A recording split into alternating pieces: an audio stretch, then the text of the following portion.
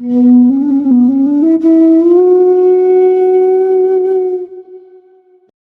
is Maya and how does it affect us?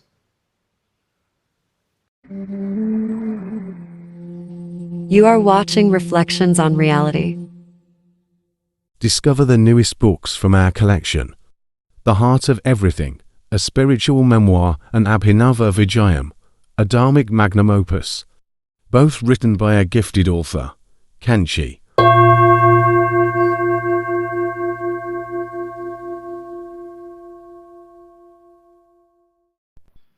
Maya comes from the root word ma.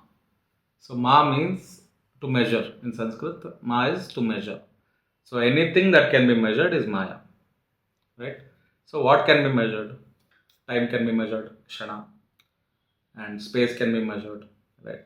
From angula to kilometers together, we can measure from centimeter to kilometer, whatever. Time and space. So basically, time and space can be measured, and everything like your blood pressure can be measured.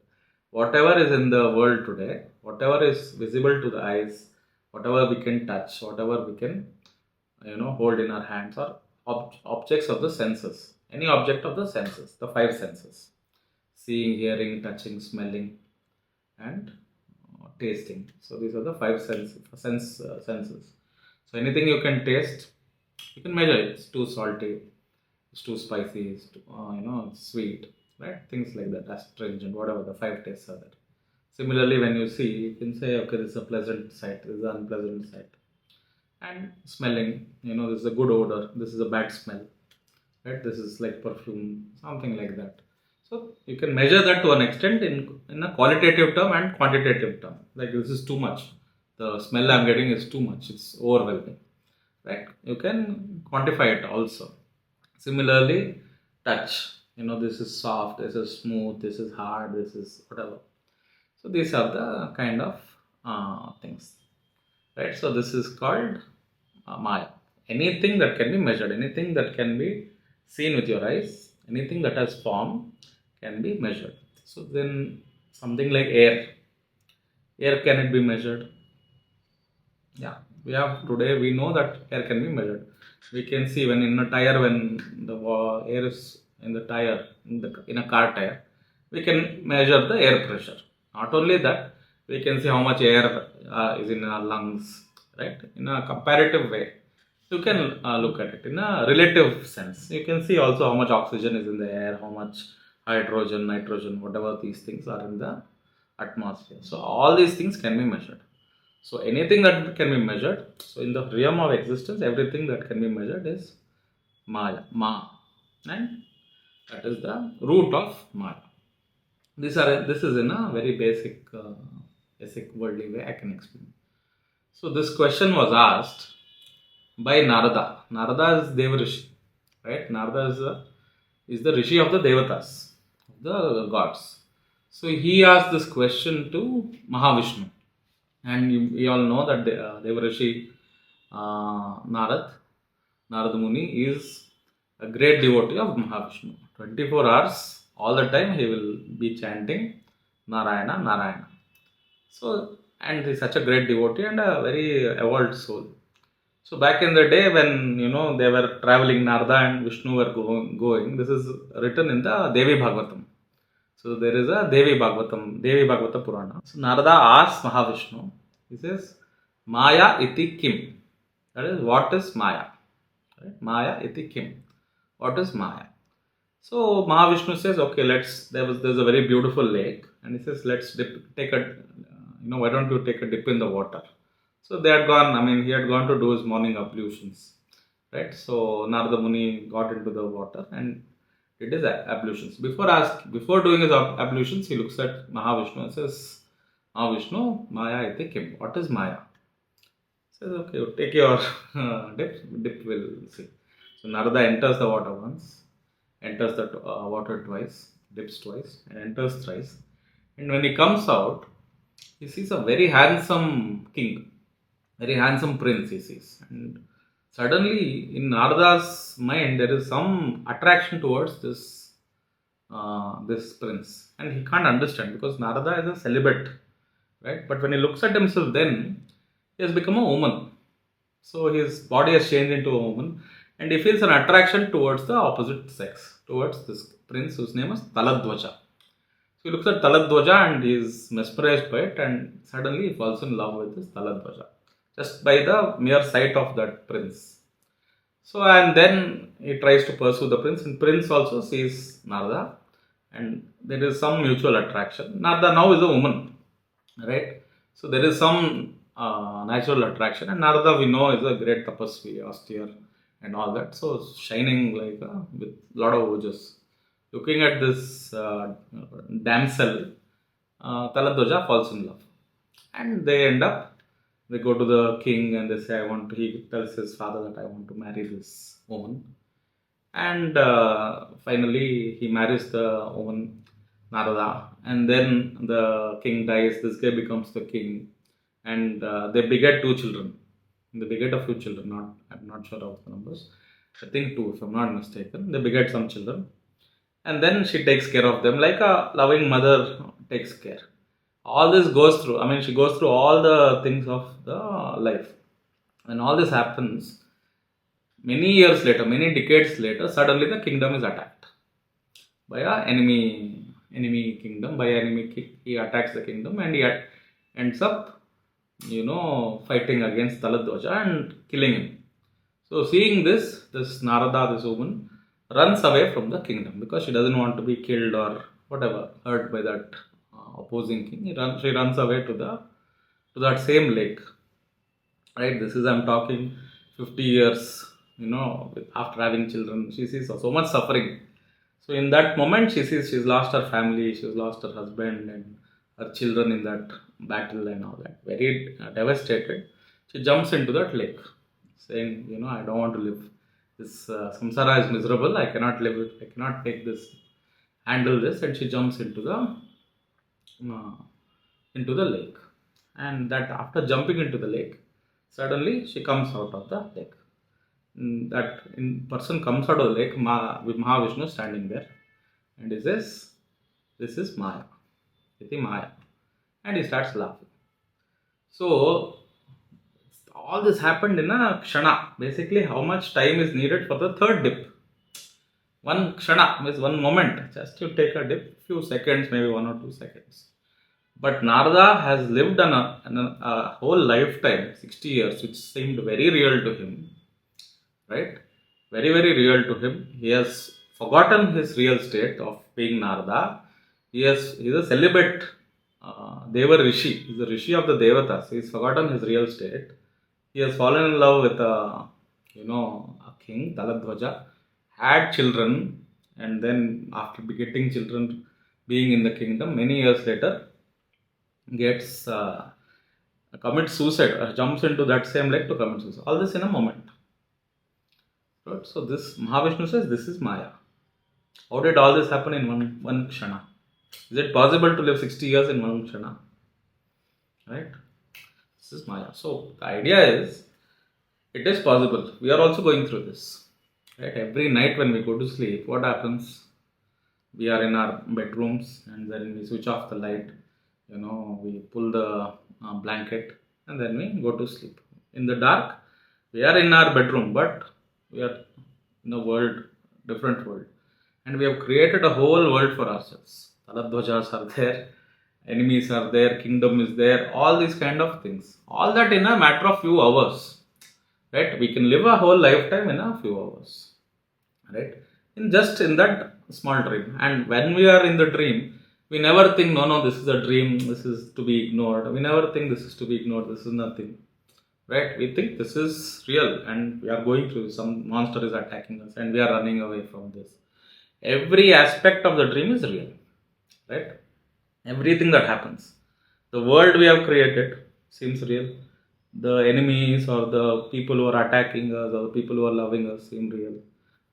We forget our own state. That our real state we forget and we pretend or we act as the dream person. So now this is the functioning of Maya. So Maya has two principal functions, right? One is called Avarana and other is called Vikshepa. Avarana is veiling of the real nature. Avarana is veiling of the real nature. So in a dream, for example, we forget who we are. Right? We forget who we are. That's called avarana. And then vikshepa is multiplicity. Vikshepa is projection. Right? So it projects a whole world. And then we believe the world. So these two functions are of Maya. Principal functions of Maya are avarana, that is veiling of a real identity, and vikshepa. But, so now we think it is happening in the dream? No. Dream state is one state of existence. Similarly, we have three states, that is dream state, deep sleep state, and the waking state. In the deep sleep state also we forget who we are. You don't sleep thinking, okay, I am Siddharth or I am this person, I am that person. Nobody knows in the deep sleep state who they are. Their identity they are carrying in the world. So if they might be going through hell in the outside world, they might be in a prison, or they might be in a very horrible condition, or they might be, like an emperor. But when you go to sleep and you're in deep sleep state, everybody's deep sleep is the same. The deep sleep state is one and the same for all beings. It is something equal. So no identity can play a role in that deep sleep. Right? Similarly, then we have the waking state. Right? In the waking state, what do we think? In the waking state, we think, now this is reality. The dream was something else. In the dream is unreal. And the deep sleep state is inertia. Means it is just sleep. It has nothing, because consciousness is not projected there. It is deep sleep. So waking state is the real state. But is it so? And even Adi Shankaracharya speaks about this. He says, Brahma Satyam, Jagat Mityam. So what they are saying is only Brahman is real. Jagat, the universe, is unreal. They say the whole universe is unreal. Now what we have discussed is Maya is the universe. Everything we see in the world is illusory or Maya. That can be measured. That is Maya. Right? So they say it's unreal. When we say unreal, it is a illusory. It doesn't have substance. It is an illusory existence. Now how can this be so? Because we are looking at things. We are seeing everything. And we are observing. We can touch. Now I have a pencil in my hand. I can touch this pencil. I can break this pencil. If I poke it, it will hurt me. So how can I say this pencil is unreal? I am seeing it, right? If I poke it, I can feel it. Then how is it unreal? So the question is, there's a small analogy for this. When you go to sleep and then you are in a dream state, what's happening? In dream state also I can lift this pencil. Dream state also I can poke myself. In dream state also I might feel pain. But how do I, why is it that not real? Why is the dream state not real then? Because we wake up from that and we come to this existence. And this existence we say, no, that was all unreal, this is real. But the five senses were there existing even in the dream state. You can smell things even in your dream. You can taste. You might say it's good or bad. You believe it to be true. You believe it to be completely real. Right?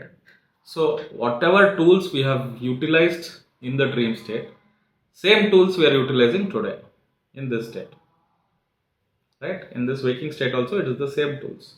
Whatever is in dream state. We don't have a separate tool. So the same mind is projecting a whole world. Same mind is conditioned to believe this to be true in this world. So what do they mean when they say Brahma Satyam Jagat Mityam? So does it mean that world doesn't exist? See, does it mean this pencil doesn't exist at all? So there is an analogy for this also. So in the night you're going to sleep, right? And then suddenly you wake up in the middle of the night and you are shocked to see a snake in front of your bedside. And you're shaken up, you shook and you scream in whatever fear, and then you go and switch on the light. When you switch on the light, you see that it's not a snake, but it's a rope, right? You have mistaken the rope for the snake. Now, that panic and that fear, it just disappears in an instant, right? That form still exists, but that panic and fear has completely disappeared from you. And the snake also disappeared. Now, where did the snake go? Where did the snake go? It never existed. It never existed. right? It was not there in the first place. Similarly, in the real world, when we say Jagat Mithya, it does not mean that Jagat doesn't exist at all, right? There is a substratum. The Jagat gives us fear. The Jagat appears to be something else. It appears to be real. It appears to be permanent. We all know it is not permanent, but it appears to give us like fear and unhappiness and all kinds of emotions. Projecting all these emotions on. We are projecting all these emotions based on our wrong understanding of the world. What is the wrong understanding of the world? That the world is primary. Right? So when we say Jagat Mithya, Brahma Satya. Brahma is the substratum of the universe. So this whole universe is, you can say, it is a projection on Brahman. And the projecting, functioning, the entity is Maya. So some people call it Shiva and Shakti. Shiva is that Brahman. Shiva is the substratum of the universe, and Shakti is that energy of Shiva that is projecting the whole universe. So now, where did your dream world go? For example, when you wake up, where did the dream world go? You might have earned a lot of money there. You might have had palaces. Where did it go? It was just a projection in the consciousness, and it dissipated back in that, just in an instant. Just like the snake disappeared and the rope remained, the dream disappeared, but the individual remained. And that individual, or the jiva, is not the jiva of the dream. On this jiva, the projection on this atman, or whatever you say, you want to call it jiva or atma, individual soul, on him the universe is also projected. So you can say the dream is a dream in a dream. This is the same, it is made of the same thing. Now you might say, these are two separate things, because we see a linear passage in this. I'm living, now I'm 20, 21, 22, 23, 24. There are progressions, and what was yesterday, it is there today.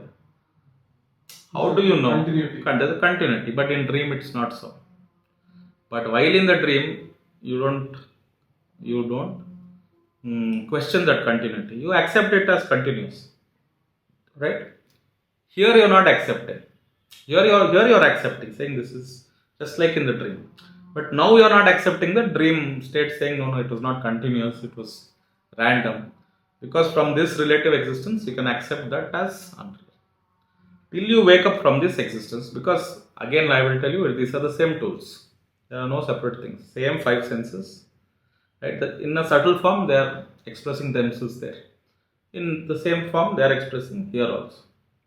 So there are no third thing or something like that. These are the same tools that are being utilized in the dream state and this. Now whatever this continuity you see here, how do you know it's continuous? How do we know that yesterday I was here, I was in the same room, sitting in the same room, I am the same person? We know because of that memory capsule, right? And we accept that memory, saying, yeah, this is true, this is real. It says, I am Kanchi, yes, I am Kanchi. And we accept it as reality. But the same memory capsule exists even in your dream. As soon as you are in the dream, you accept it because of that similar memory capsule which says you are a butterfly. And we accept, I am a tiger, and we accept it. You got it? So this is the dream state, and the similarities between the dream state and so-called waking state, which is another dream state. So there are three states of reality. One is called Pratibhashika. What is Pratibhashika? Pratibhashika is that where Drishti comes first, and then there is Srishti. Drishti is the seer or the seeing, and then the creation. Right? The way we see, that's how we create. So the universe is created because of our projection of the universe. So, for example, one particular girl is very beautiful to you, but for another person, she might not look beautiful. They say beauty is in the beholder of the eye. Why do they say it? Because Drishti is more important here. The vision, or the one who is seeing, the seer, is more important here. He projects beauty onto that object of sight, on like a place or a woman or anything. He projects. Why doesn't everybody love my mother like the way I love my mother? Because I am projecting many things for her. I am saying she is my mother. and she's such a great person. For everybody, their mother is, the greatest person in the world and loving and compassionate and all that. For most people, they will say this, right? Why it is only their mother? Because we are projecting that affection. We have experienced certain things and we are projecting, right? So this is again more important thing is drishti and srishti, and this is how the whole world exists, right? So what world you are seeing is not the world I am seeing. You go around, you have built your own personal world. That this is good and this is bad. This is right and this is wrong. This is beautiful and this is ugly. This you desire, this you hate. It is not the same for me. When I am walking in the world, my personal world is very different, right? So this is called pratibhashika, where I am projecting things. Everything is a projection of my likes and dislikes, right? Of my desires and my imagination. So this, you can say, this world, most of us are living in a way you can call it hallucinatory, right? So we are almost hallucinating and saying, no, this is a beautiful thing. If I gain this, I will be happy. This is a horrible thing. If you get rid of this, yeah. Because here again, drishti comes first, and then srishti comes next. So then there is a second mode of reality which is called srishti drishti. Srishti exists, and then we perceive it as it is, right? This happens in a serious sadhaka, a person who has meditated. I won't say meditation also, who has attained a certain amount of jnana, right? Who has attained a certain amount of knowledge, of certain amount of mind control. He is able to perceive things as they are without projecting his personal likes and dislikes on it. So that equanimity. He is witnessing objects of the world with an equanimous mind. So he has attained the state of samyama. Right? Samyama is when you are not in conflict with anything. You are not attacking it, you are not grabbing onto it, nothing. You are just witnessing the world as it is. So in the state of samyama, there are people like this who are even in a dream, they know immediately that I am in a dream. Right?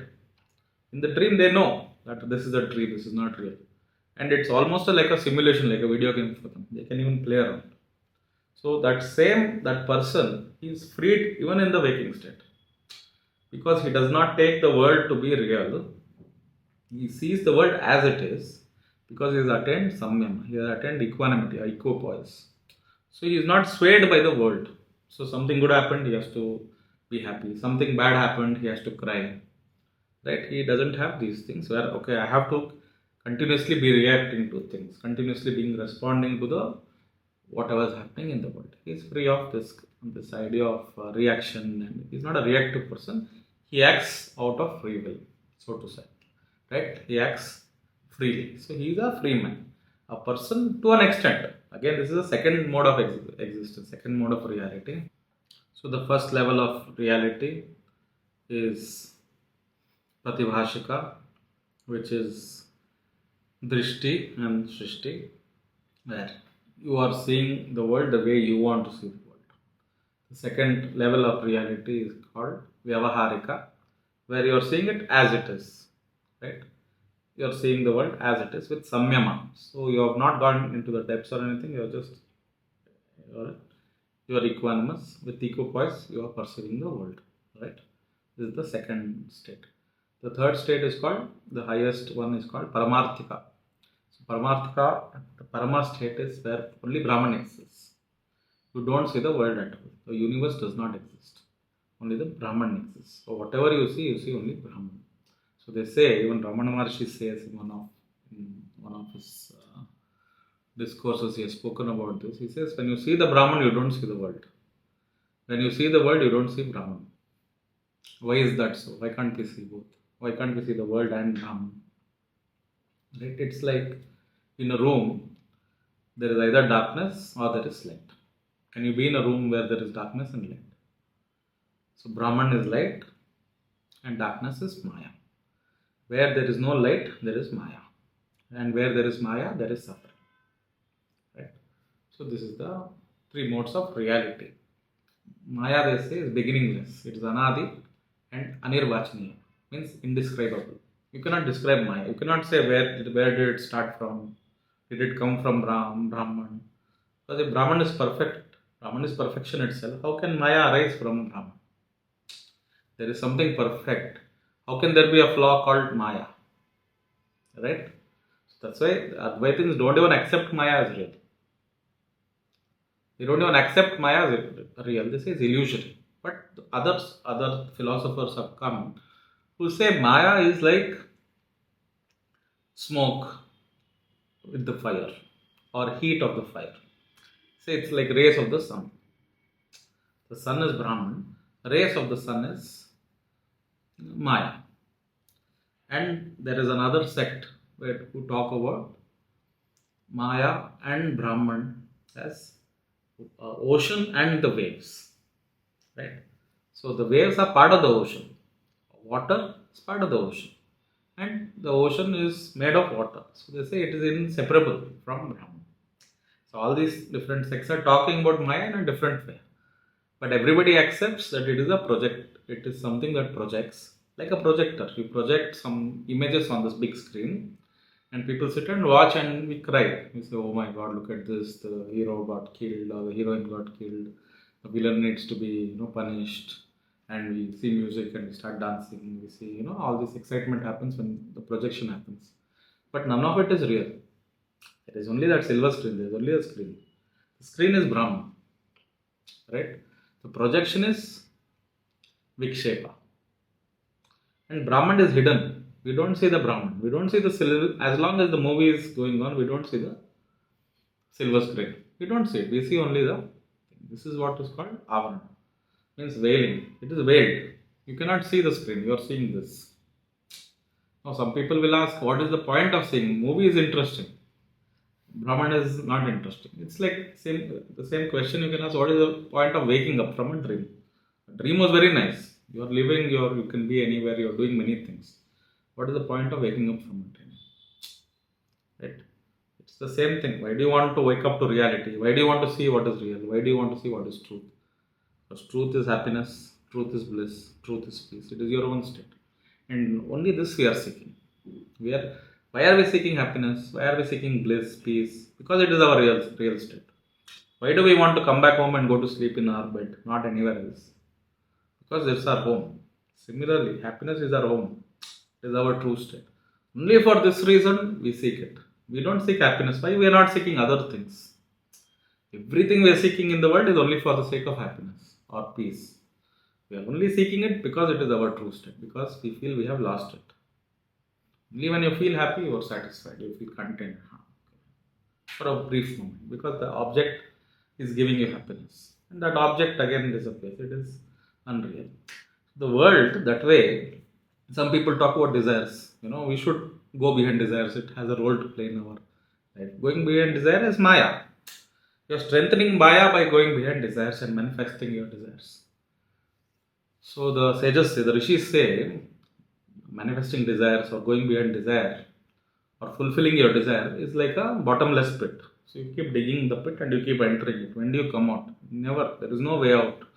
That path will go take you to Patala, to the nether worlds, to hell. Because there is no way of coming out. We keep wanting to fulfill this desire, the next desire, then one more desire. Where is the end? There is no end to this. And they also say it is like satisfying your thirst, quenching your thirst with salt water, with water of the ocean. Can you quench your thirst with water of the ocean? But when you are thirsty, you see water, you want to drink. And drink it. What happens? It screws up your throat much more. Become more thirsty. This is desire. This is the world. This is Maya. This is the strength of Maya. We keep going behind the illusory world, thinking it will give us happiness. Illusory things cannot give you that which is real. If the object is illusory, it cannot give you real happiness. It will give you illusory happiness. Only that which is real, only the truth can give you reality, can give you happiness, can give you peace. That reality can give you what you are seeking. And reality is not something that can be measured. How real, or how big is this reality, how big is Brahman? It is the immeasurable. You got it? It has no form. It has no qualities. It's called, like Shiva is called Triguna Rahita. It's beyond the three qualities, Sattva, Rajas and Tamas. Right? So like that. So this is the basic concept of Maya. The question is, okay, this is Maya. Now we know what is Avarana. We know what is Vikshepa. Right? How do you deal with Avarana and Vikshepa? How do you stop the veiling? How do you stop this veiling of Avarana, of Maya? And how do you stop projecting this? Two simple things. One is called Viveka, other is called Vairagya. So, in Kailash Manasarovar, there is a mythical bird. They speak about in some shastras and all that. A lot of rishis and a lot of these gurus have spoken about this bird also. It's called Paramahamsa. It is the great swan. So this swan apparently never touches its feet to the ground. It is always in midair. That is called Vairagya. Why they call, and they call a exalted one. They call a like Ramakrishna. They called him Paramahamsa because he is that person who had attained Vairagya. Vairagya is that where you're not touching the ground means you're not attached to anything in the world. There is nothing in the world that you're attached to. If you're not attached to anything, how can anything hurt you? Right? How can anything pain you? There is suffering for a person who does not seek anything. So this Vairagya, along what happens with Vairagya? Vikshepa is multiplicity. I want this, I'm seeing this, this is good, this is bad, this is very nice, I hate this. So much complexity in the world. When you are living in Vairagya, the multiplicity disappears. There are the multiples, everything is one. I don't care what happens with this, I'm okay with this, I'm okay with this. Everything is okay. I embrace everything. The whole universe is mine. So a person who thinks like this in that oneness, ekatvam bhava, is not bothered that I want this, I seek. No. All those multiple things become Brahman for him, or it becomes one. You can call him by any name, any this thing. Right? Ekam Sat Vipraha. One truth is expressed differently. Right? So this is the thing. So along with Vairagya, you can conquer Vikshepa, right? The multiplicity. Multiplicity becomes simple, becomes the complexity disappears, and you see only Brahman with Vairagya. So Vairagya is the main quality everybody needs. Anybody, any seeker wants to wake up from this living dream, wants to attain bliss, attain peace, attain his real state.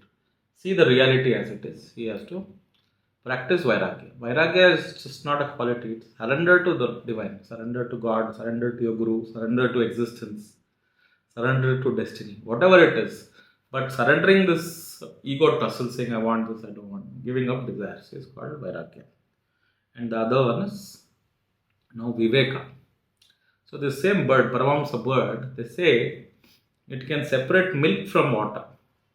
So this is why they call it mythical bird. I mean, how can you separate milk from water? Who can separate milk from water? It's such a sukshma, it's such a subtle thing. Right?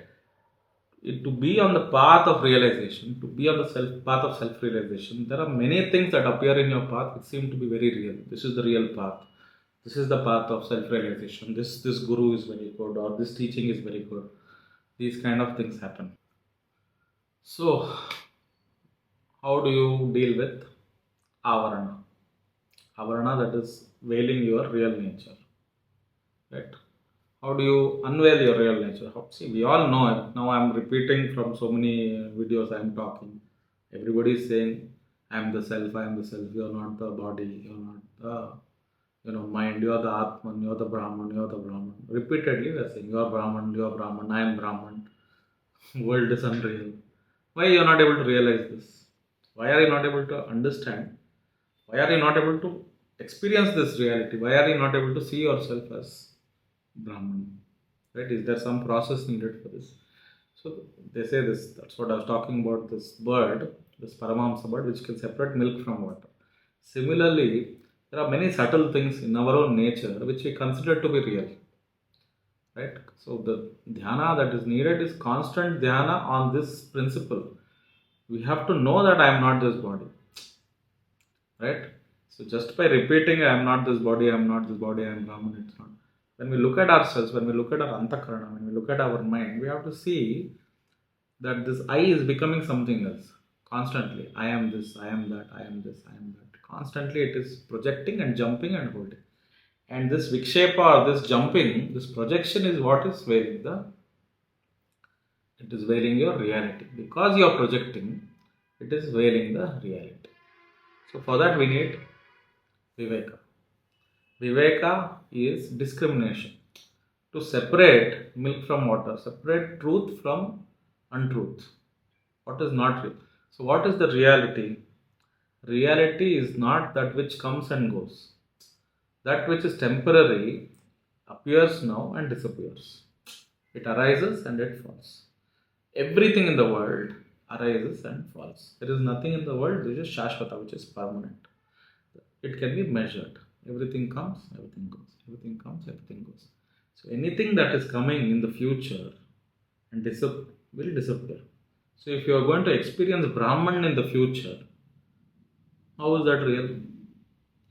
Right? If Brahman appears to you, let's say by constant meditation, it appears to you, then it is not real. So what does that mean? That the Brahman exists even now, right? And if it is the truth, it can never not exist in this present moment, right? So when we say Brahman, we are not talking about something that is in the sky above. It is our own state, my own self. When I say Brahman, I am talking about myself. I am Brahman. I'm not talking about thing. But what is this I which says I am Brahman? The mouth says Brahman. The mind thinks it. But both are not Brahman because both are appearing and disappearing. Right? The thoughts come and go. The mouth speaks, the vak expresses and disappears. Right? But the experience, that substratum, which is there in the waking state, which is in the dream state, which is in the deep sleep state. Even in deep sleep state, how do you know you have slept well? Even in the deep sleep state, there is a lasting awareness. There is a witnessing consciousness. Right? Tell you a small story. A lion is brought up by sheep. Right? In the jungle, it is brought up by sheep. And it learns to bleat and all that, and it is eating grass. Right? But the lion is somehow, for some reason, not happy with the grass. It is not feeling satisfied. And suddenly one day, some other lions attack this flock of sheep, right? And all the sheep run away. And along with these sheep, even the small lion cub also runs away, thinking the lions have attacked us, we'll all die, all the sheep will die. Now, the king of that pack, right, the leader of that lion's pack, grabs hold of this lion cub, takes him to the lake, to a water body, and shows him its face. It says, look, this is you. Look at the reflection. You are a lion. Right? And then in that moment, the lion suddenly realizes that it was never sheep. Similarly, we are never the body. I am never this individual. I am never Kanchi. If I say I am Kanchi, it is just a way of expressing. Never have I ever been Kanchi. I have always been that lion. What is lion? Lion is Brahman. You are never the individual consciousness. You are always that abiding consciousness. You are always that witnessing consciousness, which is the substratum of the universe. Right? This is what Shankaracharya means when he says Jagat Mithya. It is appearing and disappearing. Contact of the senses with the objects of the world appears. Without the senses, if I had a sixth sense, then there would be more world for us to experience. If I had four senses, then lesser world. Right? So there are five, finally I'll just wrap it up. There are 5 blind men, and they are taken to see an elephant, so to say. See as in experience an elephant. Right? So these 5 people go around the sides of the elephant. One guy holds the trunk of the elephant. The other guy holds the tail of the elephant. The other guy sits on top and holds the ear of the elephant. And there are 2 people who hold the legs of the elephant. So now once they come back to their blind school, the teacher asks, how was the elephant? What does it look like? What do you think it looks like? So it says, one guy says, it is very long and thin. The guy who is holding the tail, he says, it's very long and thin, it has little hair in the end. That is the elephant. Another guy says, it's not long, it's like a trunk, it has a long thing, but it moves in a weird way, in a wavy way. He is holding the trunk of the elephant. Right? Similarly, each blind person describes the elephant to his best of his ability because his other senses are not there. He has no eyes. So only with touch he is able to, and the elephant is so large. Looking at it and saying, "This is the elephant." This is our case also. With our very limited perspective, we are thinking the world is real. We are thinking, I am this body living in this world, right? And we are struggling, suffering with these ideas. So the idea what we need to do is now, like the lion who showed the lion cub the water, Guru will come and show you the thing, right? What is the Guru? The Guru is inside. Guru is within. You have to attain that, practice Vairagya, Viveka, study yourself, right?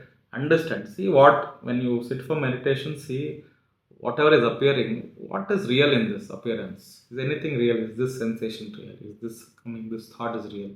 This thought has arisen, it has disappeared. Is this real?